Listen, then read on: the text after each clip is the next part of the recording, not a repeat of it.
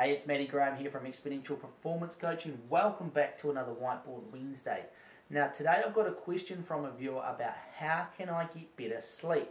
So what I want to do is to provide you with my top 5 tips about how you can get better sleep. Now before we do that, make sure you hit the subscribe button in the middle of the screen here. That way you're not going to miss out on any of the training information and tips that I upload here in the future. So hit that subscribe button. Now let's go take a look at the 5 top ways you can get better sleep.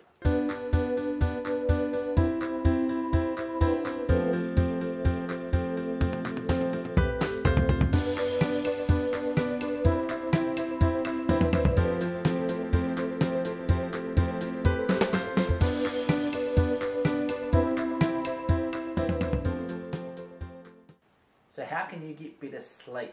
What I want to do today is give you my top 5 key points that's going to help you get better sleep. Tip number 1 is have a good bedtime routine. Now if you've got small children, you'll know how important a good bedtime routine is. If they have a good night's sleep and you've done certain things, you do everything you possibly can the next night to follow those same steps. Now the same goes for you. You should be having a regular routine before you go to bed. What it is all about is getting the body ready to go to sleep. Sounds simple, and it really is, but a lot of people neglect it. It's all about tuning on the parasympathetic nervous system. Now, we've talked about this in the past. You've got your sympathetic nervous system, which is your fight or flight response, and then the parasympathetic, which is your rest and digest. So we want to turn on the parasympathetic nervous system so we're getting ready for sleep. Really good ways to do this is have a bath or a shower. Reading is a really good option to do this, of real books, and we'll cover that soon over here, while we don't want to read on a tablet or a phone or other mobile device. Also rolling or stretching. You know, you've never got enough off the massage table or after a yoga class feeling like you want to fight someone. You always feel tired, sleepy. That's because the parasympathetic nervous system has been switched on. So if you're not already doing some of those things, think about integrating them into your bedtime routine.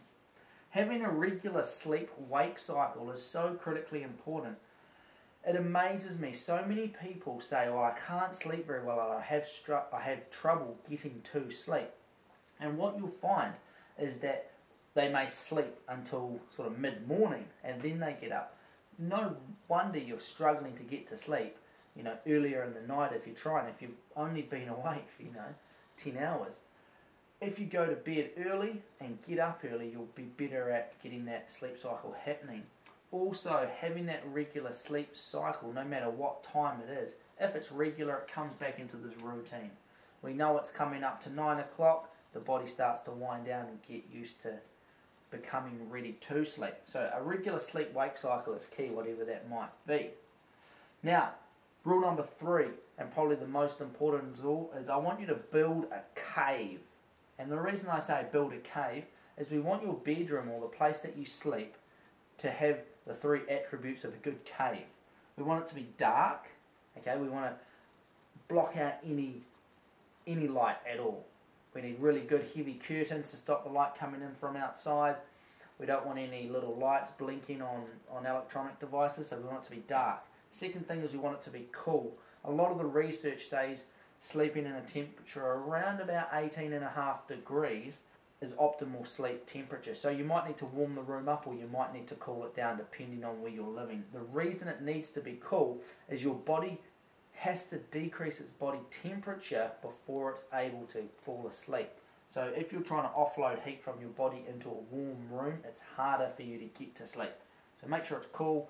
Finally, you want to make it quiet. Obviously, if you've got traffic noise, neighbours, whatever it is that are loud, it goes without saying it's hard to sleep. So build yourself a cave, dark, cool and quiet. The 4th thing is unplug. Now, the blue light that's emitted from electronic devices messes with our melatonin production, and melatonin is one of our key sleep hormones.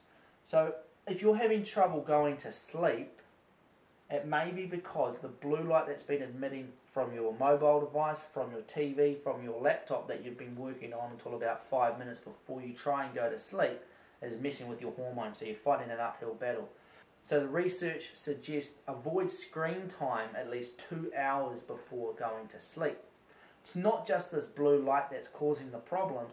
If you can imagine you've just got an email or a text about work the next day, then you go to bed thinking about it. So think about unplugging at least 2 hours before bedtime, and then you'll probably say, well, what do I do in the 2 hours before bedtime? Come back over here and have a think about your bedtime routine rather than just sitting down watching TV. You could be doing something productive. The fifth thing seems very logical, but most people don't figure it out, is avoid stimulants. Stimulants crank up the sympathetic nervous system. What we want to do is avoid those so our body gets more of this parasympathetic nervous activity happening. Depending on how respondent you are to stimulants of different types, caffeine, for example, trying to avoid caffeine after lunchtime. Some people can drink a cup of coffee, then go out for a sleep anyway, but depends on how you are. Most people could have a look at the stimulant intake that they have and adjust that around it. So there you go, your top 5 tips for getting better sleep. If you've got any questions, please let me know. If you found this video useful, hit the like button below. If you want to check out some more helpful videos to improve your training, make sure you check out this video up the top here about the key ways to improve your anaerobic threshold and VO2 max. Or check out this video down below here about delayed onset muscle soreness. Why are your muscles sore the next day? To make sure you don't miss out on any of my training tips so that you can train harder and smarter, make sure you hit the subscribe button in the middle of the screen. Get out there, train harder, but most importantly, train smarter.